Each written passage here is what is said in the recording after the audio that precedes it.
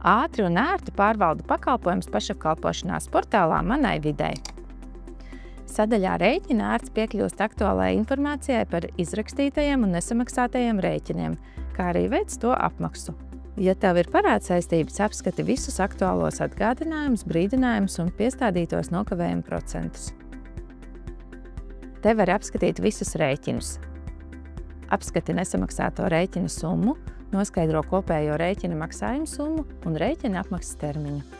Tāpat te var redzēt, vai rēķins ir apmaksāts vai nav. Tu vari veikt pilnīgu vai daļēju rēķina apmaksu. Vari iemaksāt naudu arī avansā un kādu laiku nedomāt par rēķina apmaksu. Pirmais solis rēķina apmaksai.